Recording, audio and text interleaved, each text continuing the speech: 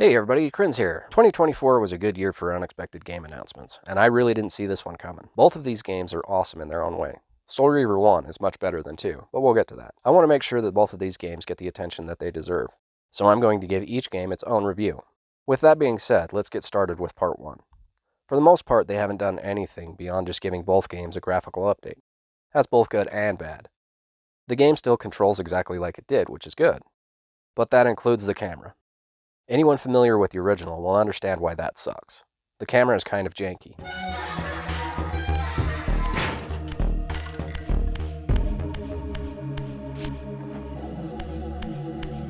Occasionally the camera will get stuck.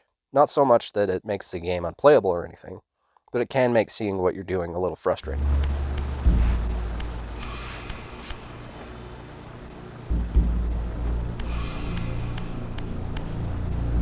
And it really does you no favors when you're platforming. They've added a compass and hints, both of which can be turned off if you prefer to figure it out yourself. Hell, you can even turn the graphical update on and off with the press of a button. This, at least, had remained constant. The endlessly swirling vortex of the abyss. I already know where to go and what to do, so I didn't need them, but I left them on to see how annoying the hints would be. Turns out the only hint I saw was the one telling me to try realm shifting to reveal hidden paths. So the hints aren't going to ruin the experience for you. My favorite thing that they've added is the map. Not because the level design is overcomplicated and you need a map, but because it tells you how many collectibles there are in each area, and how many you have collected. I always appreciate when developers let you know how many collectibles there are. Actually, my favorite new thing is that they have included playable versions of several deleted areas. It's really cool to wander around these unfinished levels and imagine what could have been. I wish more remasters would include this kind of thing, but I guess most games don't have the same problems during development that this one did. Basically, we only got half of the game they had planned. Because of a legal battle with Silicon Knights, they didn't have enough time or money to finish what they originally intended. I wish we could get the game they originally planned instead of the weird two-part, let's be honest, mess we did get. Only in my dreams, I guess.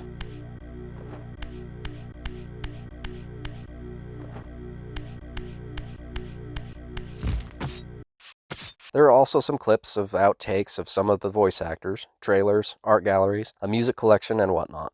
So a decent collection of extras. Anyway, I have been a fan of the Legacy of Kain Soul Reaver since I first laid eyes on it so very long ago. To be fair, it really didn't take much to impress teenage me. All it took was a short demo letting you impale vampires with a spear and I was hooked. I always thought it was pretty cool that enemies will just keep regenerating until you use a finisher like spears. I mean, you are fighting vampires. While spears are a good way to take out enemies, you have to be careful. If you take a spear out of a vampire before you eat its soul, it will come back to life. So you've got to be careful when fighting more than one vampire at a time. Good thing impaling them with a spear isn't the only way to dispatch a vampire. You can throw them at spikes on the wall, although this can be a rather fiddly and kind of unreliable method, but sometimes it's your only option.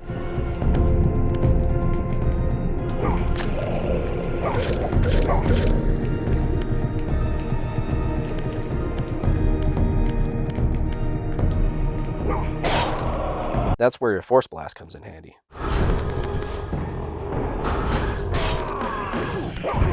You can also dispatch enemies using fire, either with a torch or just tossing them straight into the fire.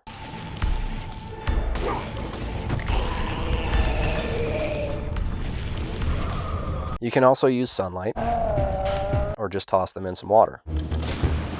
There's also a little known crush them under a block, which can lead to one of my favorite glitches, the balancing vampire.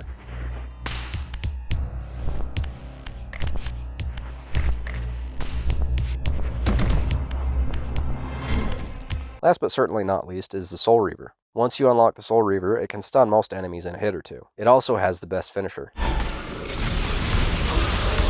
Should have left me alone.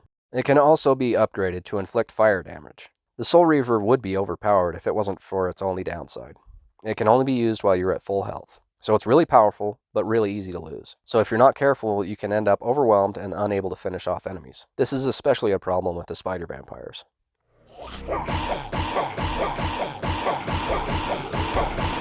That is unless you have collected one of the many spells that can instantly finish them off. Get away from me, you stupid jerk.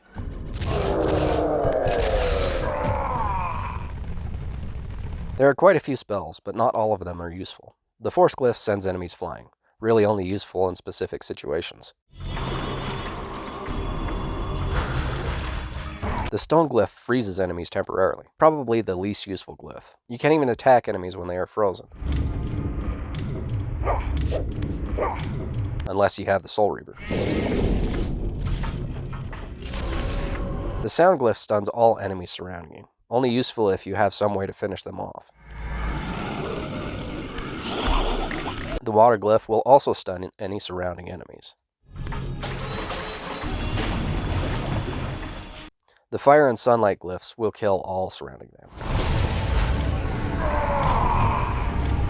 All glyphs require magic to use, so best if used in a pinch. As you can tell, the game gives you plenty of methods to deal with the vampire hordes. Vampires aren't the only combatants. There are also vampire hunters to deal with. They're easy, just leave them alone. As long as you don't kill any humans, they will not attack. With the exception being these punks in the Silence Cathedral. I guess if I lived in an area overrun with spider vampires, I'd try and kill anything that moved too. On top of the satisfying combat, you've got Metroidvania-esque exploration, where the world opens up more and more as you progress and gain new abilities. One of the most important abilities you have for making your way around the world is Realm Shift. It can reveal blocks to help reach higher areas. It can rearrange the environment to make new paths. It can even be used to stop time. Useful for both solving puzzles and fighting. The biggest downside is that once you are in the spectral realm, you can only return to the physical realm when you are at full health and at one of these portals. As you progress, you will unlock other useful skills, like being able to phase through certain walls, but only in the spectral realm. You'll learn to climb walls, but only special walls and only in the physical realm. You'll learn to swim, again, only in the physical realm because... In the spectral realm, water has neither heft nor lift.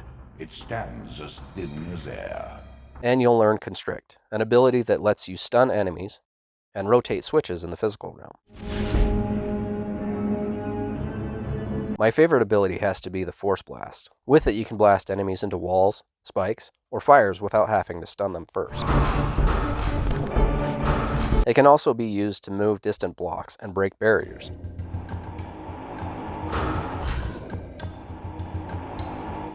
All of your abilities are used to help you find numerous side areas and collectibles, like upgrades for your health and magic, plus all the previously mentioned glyphs.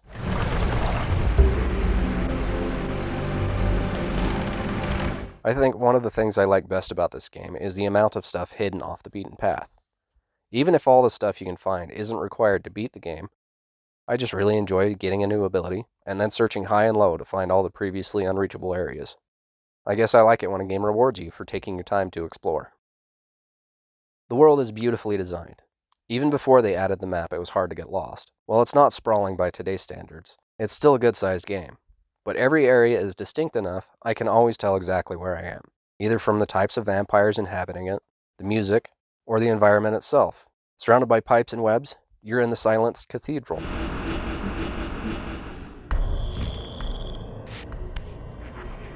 If you're in dark, winding tunnels with rotting vampires, you're in Melchiah's necropolis.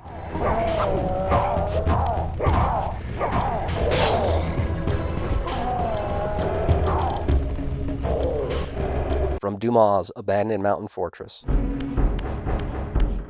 to Rahab's rain-soaked, drowned abbey, every area is unique. It's a world begging to be explored. The story is excellent, especially now that it's complete. I have served him a millennium.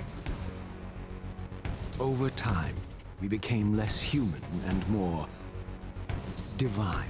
When it first released, it was one of the biggest disappointments of my young life. What do you mean, to be continued? The story is just getting started. I was so mad, but that just tells you how invested I was in these characters. The voice acting is top-notch. The Abyss has been unkind. I am your creation, Kain. Now, as before, you criticize your own work. The characters are complex and interesting. It leaves most of your questions unanswered. You'll learn a lot about Raziel and his brother. Kain remains a mystery throughout. The worst part is that the game doesn't really give you any warning. It just ends. That's what I think. What do you think? Do you agree with me? Do you think me a moron? Let me know in the comments. Leave a like and subscribe if you feel so inclined, and I will see you next time. Later.